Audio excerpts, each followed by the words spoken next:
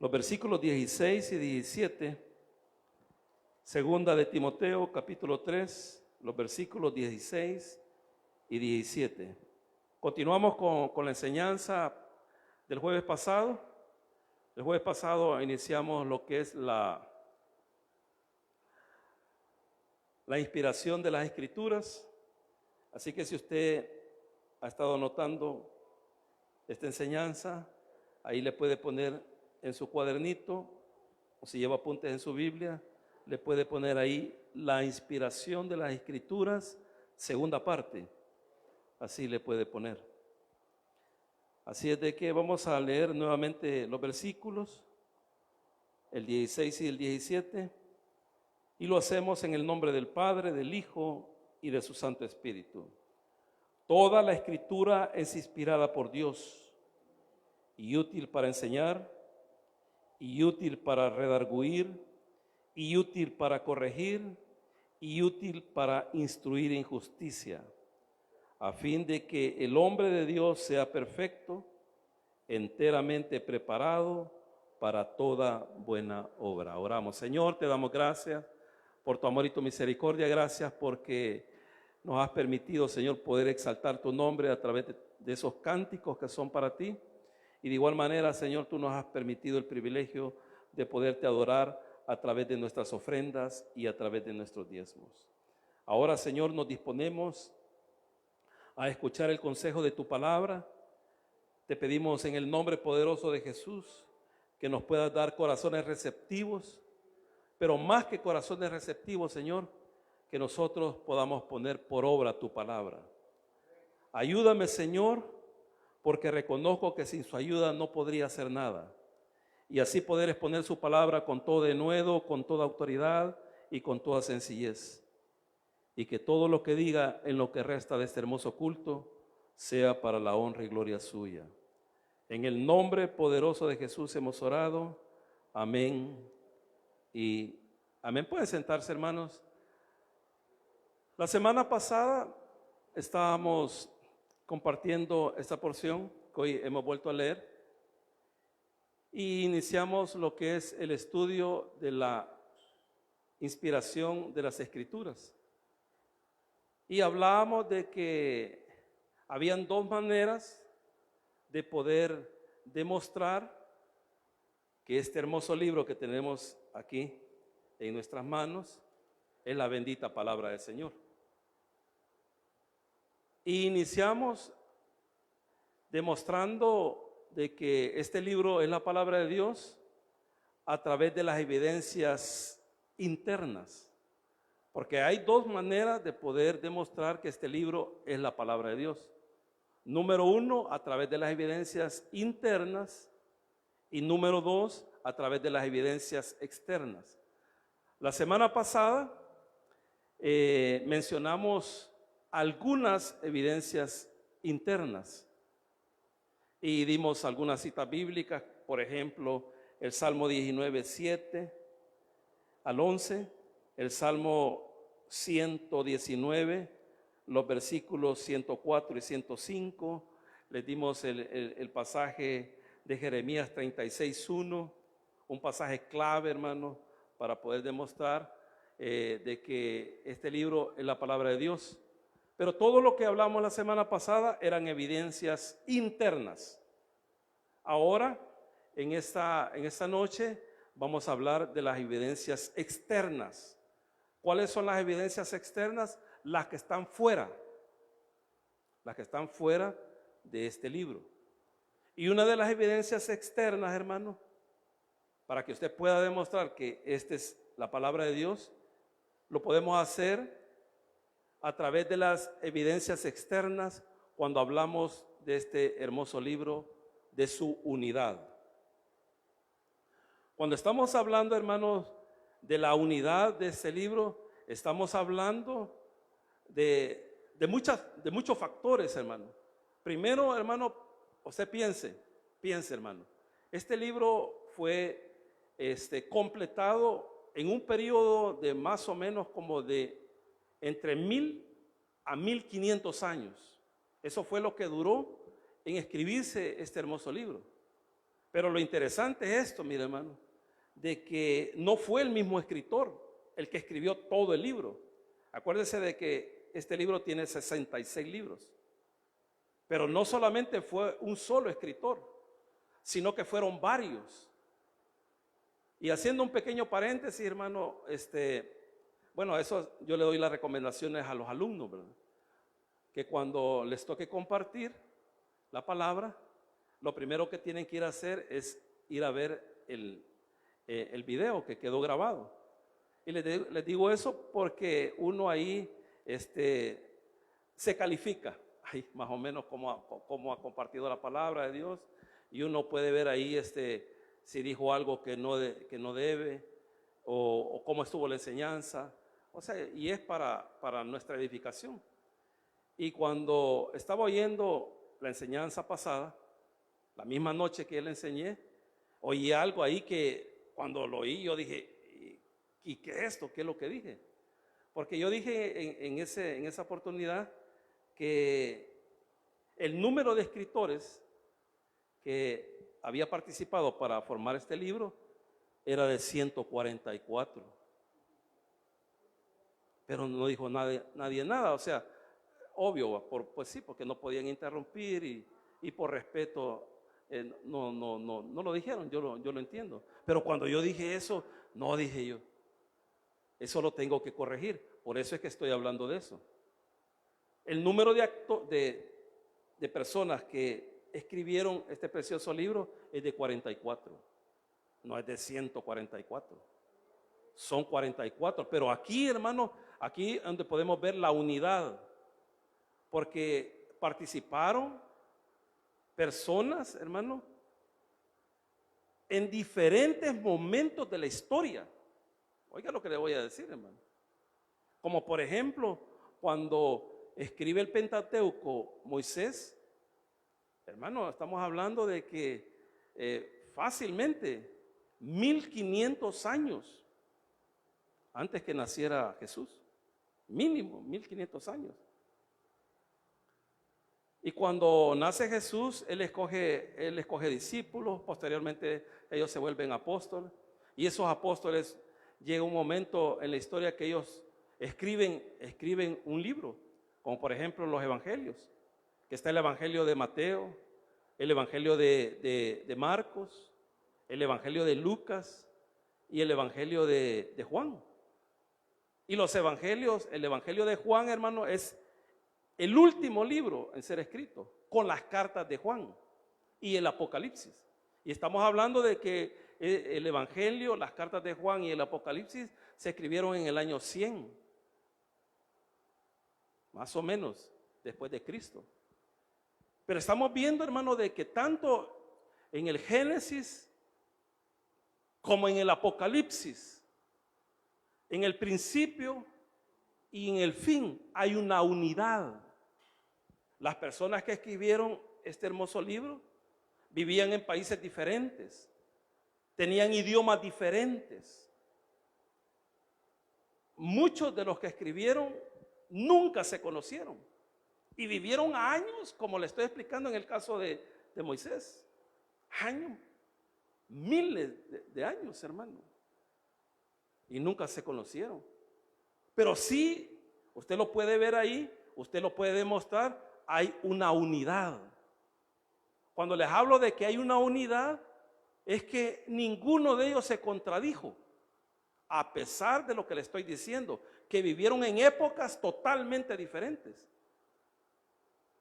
Y ahí, en esos que escribieron, ahí habían reyes, hermano, que escribieron, como por ejemplo Salomón. Salomón, usted sabe que él escribió Proverbios, Eclesiastés y Cantares. David escribió los Salmos, era rey. Pero no solamente escribieron reyes, también escribieron sacerdotes. Escribieron también agricultores. Escribieron pescadores. Escribieron ganaderos. Y un sinfín de personas que Dios utilizó, hermano, para que este precioso libro hoy lo tuviéramos en nuestras manos. Y si usted quiere saber cuál es el tema central de todo el libro de Apocalipsis, de todo el libro de la Biblia, hermano, si usted lo quiere saber, ¿sabe cuál es? ¿Sabe cuál es el tema central de todo el libro?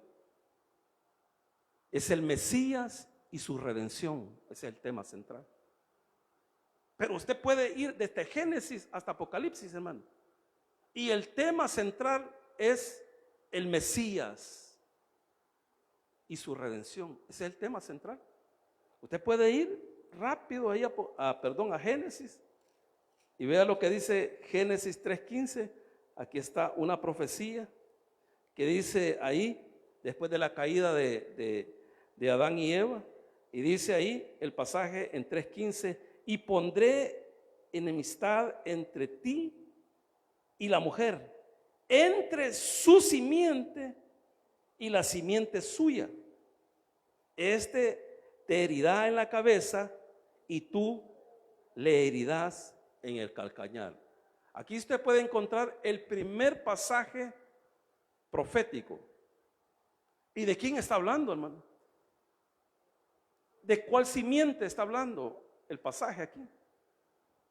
Esa simiente que viene a través de Eva, porque ella es la mamá de todos los vivientes, hermano. De ella sale el Mesías. Y si usted se va a Apocalipsis capítulo 22, si usted se va a Apocalipsis capítulo 22, oiga esto, hermano. En el versículo 17 dice: y el espíritu y la esposa dicen: ven. Y el que oye diga: ven. Y el que tiene sed, venga. Y el que quiera tomar del agua de la vida, gratuitamente. Las palabras de la profecía de este libro: si alguno añadiere a estas cosas, Dios traerá sobre él las plagas que están escritas en este libro. Y si alguno quitare de las palabras del libro de esta profecía, Dios quitará su parte del libro de la vida y de la santa ciudad y de las cosas que están escritas en este libro. Y el que da testimonio de estas cosas dice: ciertamente vengo en breve. Amén. Sí, ven, Señor Jesús. Usted puede ver, hermano, cómo hay una unidad. Allá en Génesis está escribiendo Moisés, y más de 1500 años está escribiendo Juan. Eso tenía Moisés de muerto. Pero hay una unidad. Y en base a esa unidad, hermano, nosotros podemos garantizar de que este libro es la palabra de Dios. A través de esa unidad. Y también, hermanos, a través de las evidencias externas, está también por su aceptación. Oiga lo que le voy a decir. Y si quiere, usted busque esa información. Para que un libro sea un bestseller, se necesitan vender 160 libros en una hora. Para que un libro sea un bestseller, se tienen que vender 160 libros en una hora a nivel internacional y 260 en España. Para poder que ese libro llegue a ser un bestseller. Estaba platicando con mi hermano José de un libro, es un bestseller, hermano, pero también lo hicieron película. Y creo que más de alguno de ustedes la ha haber visto. Es de García Márquez. Se llama Amor en tiempo de cólera. Y cuando estamos hablando del cólera, es del problema intestinal. Así se llama, Amor en tiempo del cólera. Ese es un bestseller y escrito por García Márquez. ¿Y quién no ha leído ese libro? Me imagino que nosotros, como no somos muy lectores, no nos gusta leer mucho. Quizás usted ni lo ha oído, quizás. Pero hay países, hermano, que en las paradas de los buses ahí están los libros. Y cuando están esperando el bus o el colectivo, ellos están leyendo, porque a ellos les gusta leer. Pero este precioso libro, hermano, oiga lo que le voy a decir, este precioso libro es el libro más vendido en todo el mundo. Y solo aquí en El Salvador, oiga aquí, solo aquí, cada año se venden más de 3 millones de copias. ¿Oyó lo que le digo? Más de 3 millones solo aquí en el país.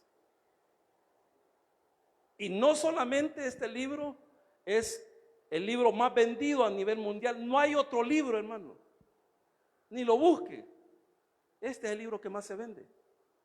Y le voy a decir, y no es solamente el libro que más se vende, sino que es el libro que más se lee, más se ha leído en toda la historia de la humanidad. Y usted, si usted le da un libro a un niño, si usted le da un libro a un niño, hermano, el niño lo puede leer, pero yo creo que quizás va a llegar un momento que ahí lo va a dejar. Pero este libro, hermano, hasta los niños lo leen. Si usted no sabe, en este momento allá se está enseñando la palabra del Señor en escuela bíblica. ¿A quiénes? A los niños. Y pregúntele a los niños si ellos han oído hablar del rey David, les van a decir que sí. Si ustedes le preguntan a los niños si han oído hablar de José, el que fue gobernador en Egipto, y le van a decir que sí. ¿Qué les quiero decir con esto, hermano? De que este libro no solamente es el libro más vendido a nivel mundial, sino que es el más leído y lo lee cualquier persona, ya sea pequeña, grande, adulto, anciano, todos la leen. Hermano, se cree que casi en todas las casas de todo el mundo hay un ejemplar de esto.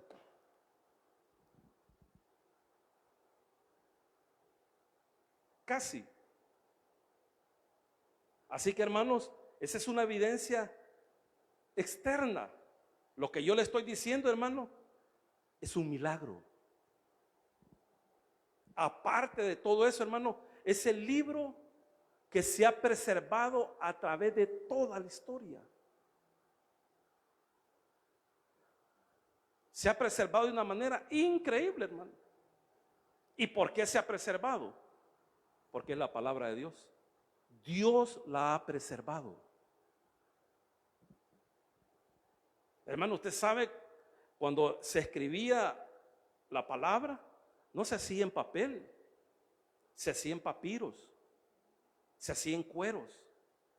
Y si usted no sabía, el papiro y el cuero se desgasta, se deteriora.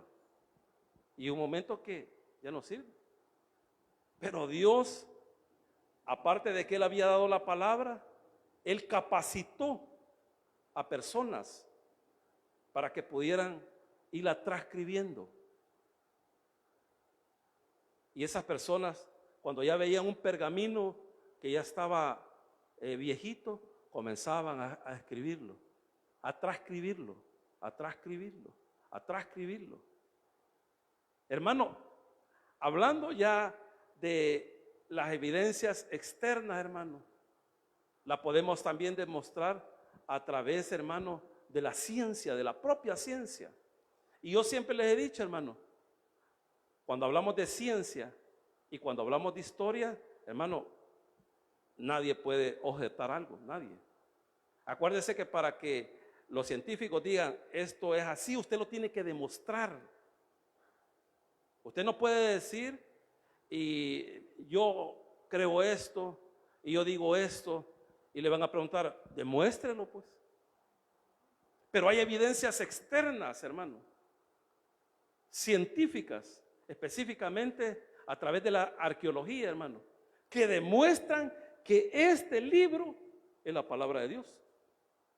Y cuando le estoy hablando de arqueología, hermano, no sé si usted no ha, bueno, por lo menos ha oído, porque ese descubrimiento fue hace no mucho, quizás unos unos 15 años atrás. Y ya descubrieron, oiga esto, ¿quién? La arqueología. Y la arqueología es una ciencia. ¿Sabe qué? Lo último que han descubierto, hermano, el lugar exacto de Sodoma y Gomorra. Y eso no lo dicen personas religiosas. La arqueología ha encontrado, hermano, el lugar exacto de esas dos ciudades. ¿Y qué libro habla de Sodoma y Gomorra, hermano? Este libro. Y esa historia está en Génesis. Pero es la misma arqueología, la ciencia. La ciencia no se puede quedar callada. Porque cada descubrimiento, hermano, ellos lo tienen que anunciar al mundo. Y lo anunciaron. Y en ese anuncio, hermano, estaban diciendo de que esto es la palabra de Dios. Y no solamente ese descubrimiento arqueológico, hermano. En el año 47, si usted no sabía, se encontraron unos rollos en las cuevas de Qumran. Y fíjese que es bien interesante, hermano. ¿Sabe quién halló esos rollos, hermano? Esos pergaminos. Un pastorcito. Un niño, pues. Él andaba con sus ovejitas y se introdujo a una de esas cuevas y encontró esos pergaminos. Hermano, habían cantidades de pergaminos y todos eran referentes a la palabra de Dios. Todos. Se calcula, hermano, que en este momento hay más de 3,000 pergaminos que hablan de la palabra del Señor. Y si usted busca información de pergaminos, porque se han encontrado pergaminos, por ejemplo, pergaminos de los escritos de los vikingos, se han encontrado. Se han encontrado pergaminos de los escritos de los griegos, se han encontrado. Hay cantidad de, no tanta, pero hay cantidad de manuscritos de los romanos, pero nunca se acercan a la cantidad de pergaminos que se han encontrado arqueológicamente. No se acercan ni siquiera a nada, a lo que es la palabra de Dios. Pero lo que le quiero decir de esos rollos del Qumran, hermano, que se encontraron en el 47, en 1947, es de que los arqueólogos no los revisó un sacerdote del Vaticano, no los revisó un pastor de una iglesia de alguna denominación, lo revisaron los arqueólogos. Entonces, como ellos sabían que en sus manos tenían, hermano, esos rollos, por ejemplo, tenían el rollo de Isaías. ¿Y qué cree usted que hicieron, hermano? Tomaron el rollo de Isaías que habían encontrado ahí en las cuevas de Qumran y trajeron la palabra del Señor. ¿Y sabe lo que hicieron? La compararon. Hermano, ellos no lo podían creer. No lo podían creer que ellos tenían en sus manos los manuscritos de Isaías y tenían la palabra del Señor que nosotros hoy tenemos, y era exactamente lo que Isaías había escrito 700 años antes de que el Señor naciera. Era increíble, hermano. Eso es un milagro. La preservación es un milagro, hermano. Por eso le digo, la misma ciencia afirma que esto es la palabra de Dios. Y no solamente la ciencia, la historia, hermano. Oiga, la historia afirma que esto es la palabra de Dios. Usted sabe que aquí en este libro se habla de Egipto, ¿verdad? ¿O usted no sabe? Y usted no sabe de que en Egipto hubieron faraones. Y hubieron, no sé si fueron 36 dinastías. O sea, estamos hablando de faraones a lo largo del imperio de ellos. Y sabe que la arqueología, hermanos, ha encontrado restos momificados de faraones. Y si usted no se ha dado cuenta, porque ese descubrimiento fue a principios de el 1900, encontraron a Tutankamón, uno de los faraones más importantes de Egipto. Y hermano, y lo han estado estudiando por años. Se murió el que lo descubrió, un arqueólogo murió, pero quedaron sus alumnos, sus discípulos. Y los discípulos se murieron también, pero quedaron los otros que también eran discípulos de los discípulos. Y hasta ahora sacaron a la luz todos los tesoros, hermano, todas las evidencias de ese faraón.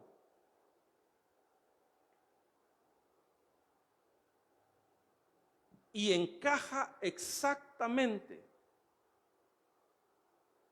porque ellos investigan, porque ellos lo que quieren saber es cuándo es que ese faraón estuvo gobernando. Y exactamente, hermano, exactamente encaja en la época del Éxodo. Hermano, estoy hablando de historia. Y usted sabe que la historia nadie la puede negar. Estamos hablando de imperios. Nadie puede negar de que hubo un imperio asirio. Nadie lo puede negar. Hay nombres de reyes de los asirios. Nadie puede negar de que hubo un imperio babilónico. Nadie lo puede negar eso. Y lo que le estoy diciendo es historia, hermano. Usted vaya a la historia secular y usted va a encontrar los faraones, las dinastías de ellos. Va a encontrar los reyes de los asirios que deportaron al reino del norte. Usted va a encontrar, hermano, la historia del imperio babilónico que deportaron al reino del sur. Usted va a encontrar la historia de los medo-persas, la historia de los griegos, la historia de los romanos. La misma historia afirma que esta es la palabra de Dios. Hermano, la misma ciencia, los científicos, hermano, no puede, o sea, ellos no pueden decir que esto no es la palabra de Dios, porque ellos mismos, con sus propias manos, han descubierto todo eso. Hermano, usted sabe de que a partir de Saúl, hasta creo que el último rey fue Sedequías, que fue el último que fue deportado a Babilonia. Hermano, que por cierto le sacaron los ojos. Y antes de sacarle los ojos, mataron a sus hijos enfrente de él. Hermano, desde Saúl hasta Sedequías, hermano. Vaya a la historia. Vaya a la historia. Yo le invito a que vaya a la historia. No vaya a la Biblia, porque la Biblia habla de todos ellos. Usted quiere saberlo, vaya ahí a Primera de Reyes y Segunda de Reyes. Ahí se va a dar gusto. Viendo los nombres cuando murieron y cuando llegó el otro y de ahí el siguiente y el siguiente. Pero usted lo tiene aquí en la Biblia. Pero yo lo invito a que vaya a los libros de historia secular y ahí lo va a encontrar, porque es la misma historia, o sea, que atestigua de que este libro es la Biblia. ¿Cómo es posible de que aquí en este libro aparezcan nombres de reyes? ¿Y cómo es posible que hoy, a través de la arqueología, se estén encontrando los nombres de esos reyes? ¿Cómo es posible? Es posible, ¿sabe por qué, hermano? Porque esta es la palabra de Dios. Porque esta es la palabra de Dios. Por eso es posible, hermano. Dios se ha encargado en preservarla. Hermano, la han querido destruir, hermano, infinidad de veces. Se hizo, hermanos, eso es historia también, usted lo puede buscar. Se hizo la traducción del hebreo al griego ahí en Alejandría, por orden de Alejandro el Magno. Él le puso Alejandría en honor a él mismo. ¿Y sabe usted por qué él tradujo el Antiguo Testamento del hebreo al griego? ¿Sabe por qué? Porque cuando él iba a destruir Israel, porque él venía arrasando con todo. Le salió al encuentro un sacerdote y él le mostró un pasaje de la profecía de Daniel. Hermano, es increíble, eso es un milagro. Y se le puso enfrente a Alejandro Magno, y cuando él iba a destruir Israel, le dijo: nuestro Dios habló de ti 200 años atrás. Hermano, ¿cómo usted se va a poner si alguien viene y le dice a usted que Dios ha hablado de usted, pero que habló 200 años atrás? Hermano, se quedó paralizado Alejandro Magno y le dice: ¿qué fue lo que dijo de mí? Y ahí está escrito, hermano, si no estoy mal, está en Daniel, capítulo 10. Ahí está la profecía de Alejandro Magno, cuando habla del macho cabrío y del carnero. El macho cabrío, hermano, está representando a los medos y persas, y el carnero está representando a Alejandro Magno. Y ahí está. Y cuando oyó eso, Alejandro Magno se quedó impactado. ¿Y sabe lo que hizo? No destruyó a los israelitas. Y dijo: esa profecía tiene que estar en nuestro idioma. Y escogió a 70 eruditos judíos y les dijo: ustedes van a tener el trabajo aquí en Alejandría. Si usted no sabía, en Alejandría, Alejandro Magno, edificó la biblioteca más grande del mundo en su época. Y él quería que ese ejemplar estuviera ahí. Y fueron 70 eruditos que tradujeron del hebreo al griego. Por eso se le llama la Septuaginta. Y Septuaginta es 70, la traducción de los 70. Y eso es historia, hermano. Y la Biblia ha querido ser destruida. Destruyeron toda Alejandría después de que murió Alejandro Magno, hermano. Y los conquistadores incendiaron, hermano, toda la biblioteca. Pero la Biblia fue preservada. Así que, hermanos, podemos decir, como evidencias externas, hermanos, lo podemos demostrar a través de la aceptación de este libro que ya lo expliqué, a través de la ciencia, a través de la historia, pero también podemos demostrarlo de una manera externa por sus profecías, hermano. Esa es una evidencia externa. Hermano, ¿quién va a poder explicar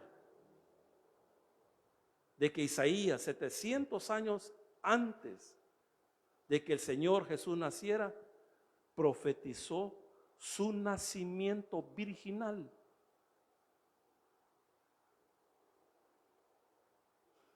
Y usted sabe que el acontecimiento de Jesús es un acontecimiento histórico. ¿Por qué le digo que es histórico, hermano? Porque eso es historia, eso ya es historia. Y la misma ciencia, oiga esto, hermano, ha hecho esto, mire, hermano. Dividió en dos partes la historia. ¿Y sabe cómo la dividió?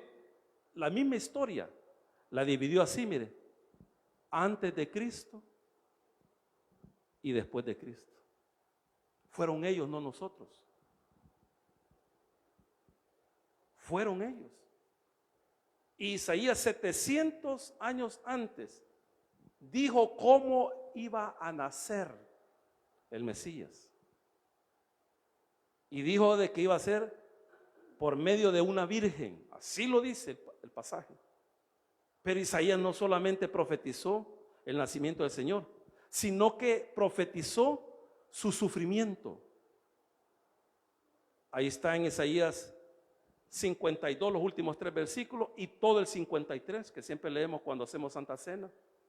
Y hermano, cuando el Señor muere, oiga lo que le voy a decir, se cumplieron 33 profecías en el mismo momento, una tras otra, una tras otra, una tras otra. ¿Y quién lo había profetizado? Isaías, 700 años antes. Y usted sabe que eso es historia, hermano.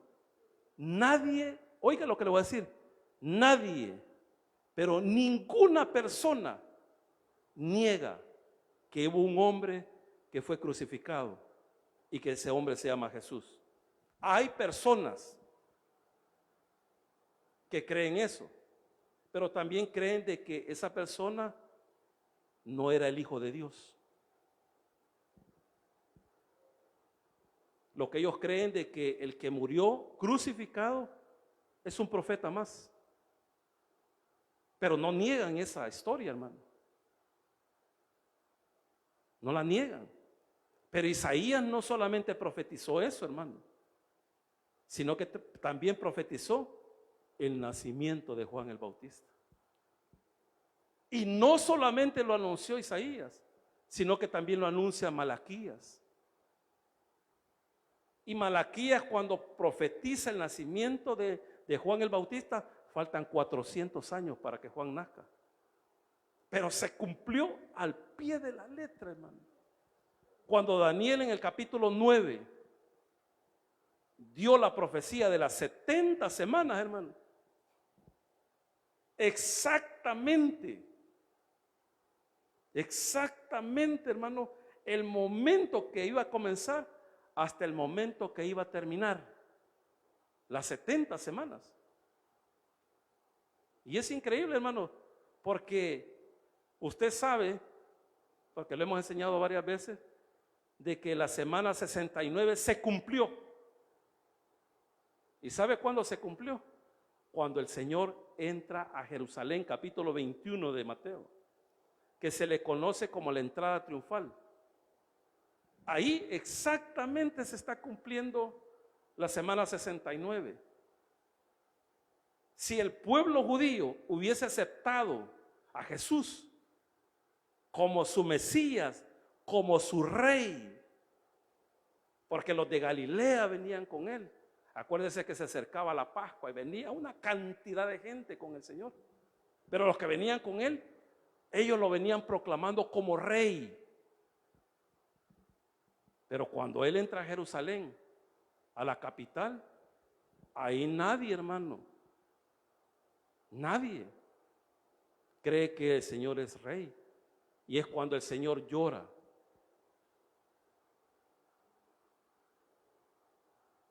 Y ahí está el pasaje. Y dice el Señor: Jerusalén, Jerusalén, tú que matas a los profetas, siquiera, dice, hubieras permitido, así como la gallina permite que los pollitos vengan a sus brazos. Y ahí, hermano, queda detenida la semana 69 y se abre un nuevo periodo que se le conoce como el periodo de la gracia, que ya pasaron 2000 años. Y cuando el Señor venga por su iglesia, hermano, cuando Él venga por nosotros y solamente nos lleve, hermano, a encontrarnos con Él en las nubes, como dice Tesalonicenses, en ese momento arranca la semana 70, que es el periodo de gran tribulación.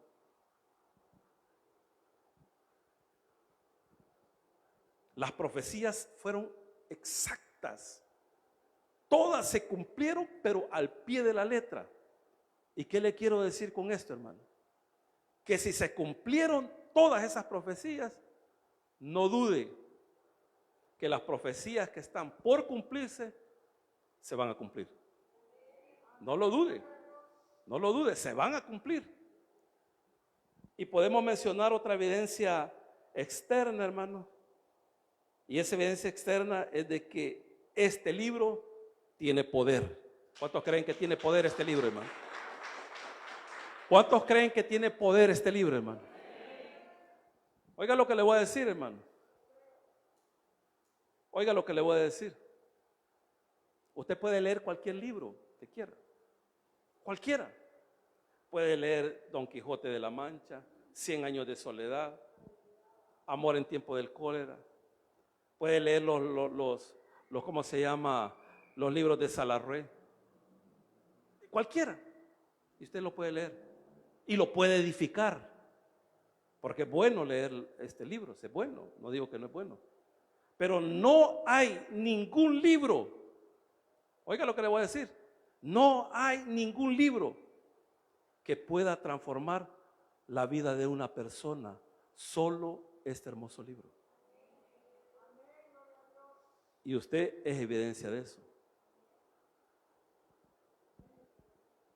En mi caso yo era borracho, drogadicto, hermano, era mal hablado. Todo lo que usted se puede imaginar, yo lo era. Y había leído libros, pero ningún libro había impactado mi vida.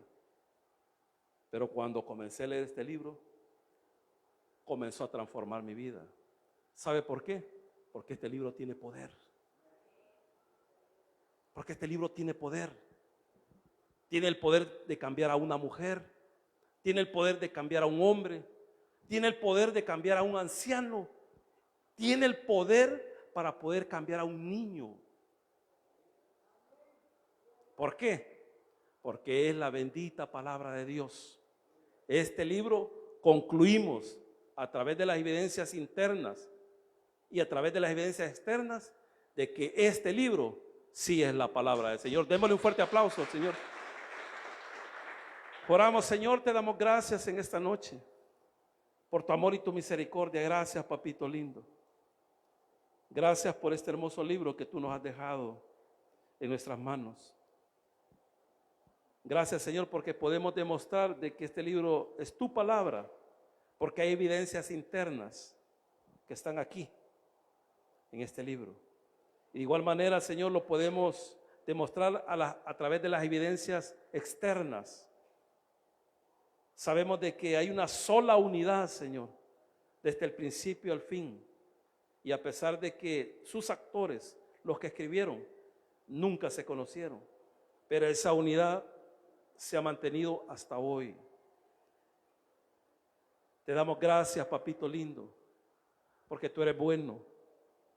Gracias por haber preservado tu palabra, Señor, porque tu palabra sigue transformando la vida de muchas personas. Y así en esta actitud de oración, para los amigos que nos están viendo a través de las redes sociales, para ustedes también en la enseñanza de esta noche. Si usted no cree de que este libro es la palabra de Dios,